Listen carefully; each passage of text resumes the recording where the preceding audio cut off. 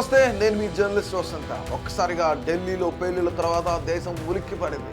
So ఢిల్లీలో ఏదైతే ఈ ఉగ్రకుట్ర ఉందో, ఈ ఉగ్రకుట్రను పోలీసులు అయితే పూర్తిగా భగ్నం చేశారని చెప్పుకోవచ్చు.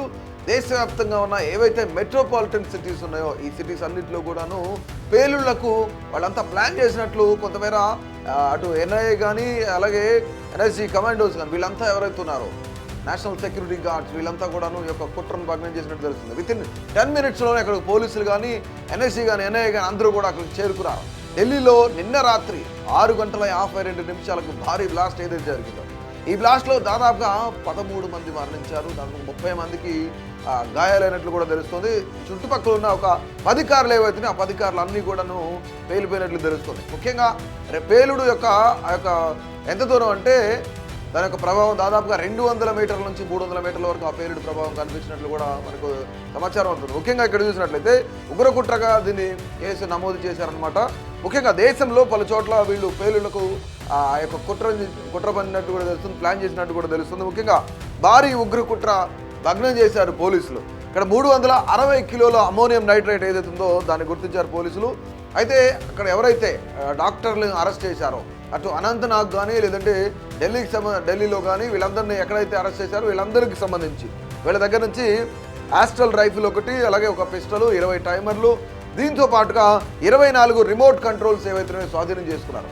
దీంతో పాటుగా మరికొన్ని ఏంటంటే ఎలక్ట్రిక్ వైరింగ్ కానీ బ్యాటరీలు, అలాగే 5 కిలోల భారీ లోహ డంప్ ఏదైతుందో దాన్ని కూడా గుర్తించారు. ఇక్కడ దర్యాప్తు వివరాలతో డాక్టర్లు మొత్తం కూడా ఇక్కడ నెట్వర్క్ పైన మరింత అనుమానాలు వ్యక్తమవుతున్నాయి. ఎందుకంటే ఈ డాక్టర్లు ఎవరైతున్నారు, ఒక డాక్టర్ అయితే చైనాలో MBBS చేసిన వ్యక్తి, ఆ డాక్టర్ ఒక దగ్గర నుంచి ఇంకో దగ్గర రావడం, ట్రాన్స్ఫర్ అవ్వడం, హర్యానాకు సంబంధించిన కారు, ఇవన్నీ కూడా చాలా అనుమానాలకు దారితీస్తుంది. ఎందుకంటే ఎక్కడి నుంచి ఎక్కడికి లింక్స్ ఉన్నాయి ఏంటి అనేది కూడాను ఇక్కడ మనకి క్లియర్గా దర్యాప్తు బృందాలు అయితే దర్యాప్తు చేస్తూ ఉన్నాయి. ఎందుకంటే ఇక్కడ ఇంకా ఎక్కడెక్కడ ఏ నగరాల్లో ప్లాన్ చేశారు అనేది కూడా ఇక్కడ తెలియాల్సింది. ఇంకా జమ్మూ కాశ్మీర్ అలాగే హర్యానా పోలీసులు ఎవరైతున్నారో జాయింట్ ఆపరేషన్తో ఈ యొక్క ముఖ్యంగా అయితే అక్కడ ఎవరైతే అనుమానితులుగా ఉన్నారో వాళ్ళని అరెస్ట్ చేసిన పరిస్థితి. అనంతనాగ్లో టెర్రరిస్ట్ను అదుపులోకి తీసుకున్నారు పోలీసులు. ముఖ్యంగా ఇక్కడ ఏంటంటే ఉగ్రదాడులకు సాయం చేస్తున్నట్టు కూడా డాక్టర్ ఆదిల్ అనే వ్యక్తి ఎవరైతున్నారో, ఈ వ్యక్తి ఉగ్రవాదులు ఎవరైతున్నారో ఆ ఉగ్రవాదులకు సాయం చేసుకుంటూ ఇతనికి సంబంధించి కొంత ఏదైతే లోహపు డంప్ కానీ లేదంటే అమోనియం నైట్రేట్ కానీ పేలు పదార్థాలు కానీ ఇవన్నీ అతను వేరే దగ్గర ఉంచినట్లు కూడా గుర్తించారు. ఆదిల్ సమాచారంతోనే ఫరీదాబాద్ ఆసుపత్రి పైన దాడి చేశారట. సో ముఖ్యంగా ఇక్కడ ఫరీదాబాద్కు చెందిన షకీల్ అనే డాక్టర్ దగ్గర పేలుడు పదార్థాలు ఉంచారంట ఆదిల్. సో పేలుడు పదార్థాలు ఉంచడంతో అక్కడ ఆదిల్ని కానీ ఇక్కడ షకీల్ని కానీ ఇద్దరిని కూడా అరెస్ట్ చేశారు పోలీసులు. ముఖ్యంగా I-20 వానర్ ఎవరైతే ఉన్నారో సల్మాన్ కూడా అరెస్ట్ చేసినట్టు తెలుస్తుంది పోలీసులు. ముఖ్యంగా ఇక్కడ మనం ఒక్కసారి టైం చూస్తే ఎర్రకోట దగ్గర మధ్యాహ్నం 3:19 నుంచి ఇక్కడ 6:48 వరకు I-20 కార్ అయితే ఉందో ఒకసారి ఆ కార్ నెంబర్ చూస్తే HR 26CE7674 ఈ కార్ ఏదైతే ఉందో మధ్యాహ్నం 3:00 నుంచి 3:19 నుంచి సాయంత్రం 6:48 వరకు ఎర్రకోట దగ్గరనే పార్కింగ్లో ఉన్నట్లు కూడా తెలుస్తుంది. ముఖ్యంగా ఆ చాందినీ చౌక్ రోడ్డు కానివ్వండి, అలాగే అక్కడ ఎర్రకోట దగ్గర ఉన్న మెట్రో గేట్ నెంబర్ 1 రోడ్డు కానివ్వండి, ఆ రెండింటిని కలిపే కూడలు ఏదైతుందో సిగ్నల్ ఏదైతుందో అంటే పార్కింగ్ దగ్గర నుంచి నిదానంగా సిగ్నల్లోకి రాగానే ఈ యొక్క కారు బ్లాస్ట్ అయింది. ఆ కారు బ్లాస్ట్ అవడంతోనే పక్కన ఉన్న కార్లు ఏవైతున్నాయి 10 కార్ల వరకు దాదాపుగా పేలిపోయినాయి.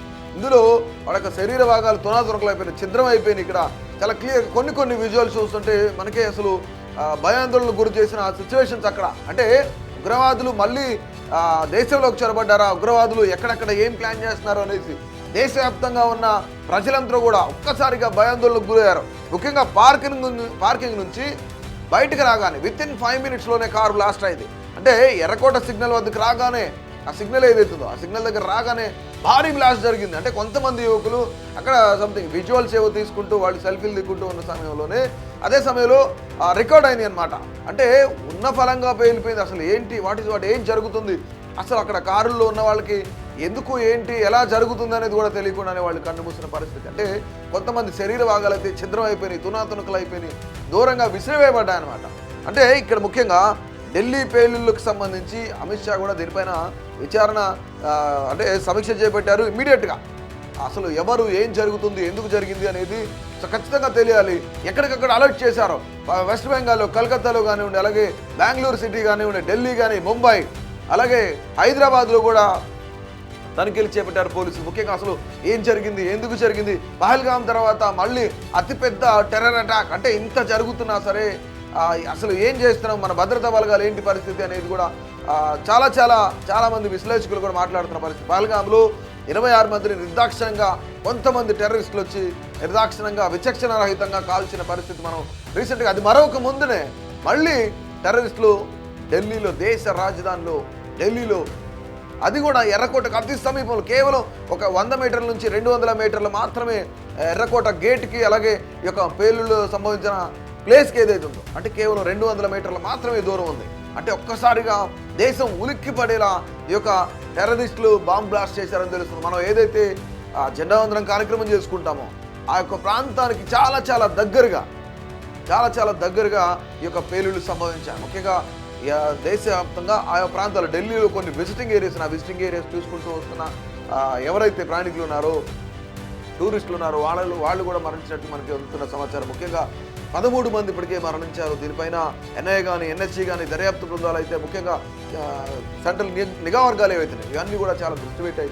ఎవరెవరు దీంట్లో కుట్రదారులు, పాత్రదారులు, సూత్రధారులు, అసలు ఎందుకు పేల్చారు, ముఖ్యంగా ఇది ఉగ్ర కుట్రగానే అనుమానిస్తున్నారు. కేసు అలాగే నమోదు చేశారు. ఎవరైతే సూసైడ్ బాంబర్ ఉన్నాడు అనేది కూడా ఇక్కడ ఒక చర్చ జరుగుతుంది. నిజంగానే ఆత్మాహుతి దాడికి పాల్పడిన వ్యక్తి ఫోటో కూడా రిలీజ్ చేశారు. ఎవరైతే చైనాలో మెడిసిన్ చేసిన వ్యక్తి, ఎంబీబీఎస్ చేసిన వ్యక్తి ఉగ్రవాదులకు సహకరిస్తున్నాడో, ఇక్కడికి వచ్చి ఫరీదాబాద్కి సంబంధించి కానీ, లేదంటే అనంతనాగ్కి సంబంధించి కానీ, ఈ యొక్క ఆదిల్ ఎవరైతే ఉన్నారో ఆదిల్ని కూడా ఇప్పటికీ అరెస్ట్ చేశారు. అయితే సల్మాన్ ఏం చెప్తున్నాడంటే, ఇది నేను వేరే వాళ్ళకి అమ్మేశాను, సో ఇప్పుడు దీన్ని నేను నా దగ్గర కాదు, నా కారుని నేను అమ్మేశాను అని చెప్పేసి అతను కూడా చెప్తున్నాడు. పుల్వామాకు చెందిన ఎవడు తారిఫ్ అనే వ్యక్తికి నేను అమ్మాను అని చెప్పేసి సల్మాన్ కూడా చెప్తున్నాడు.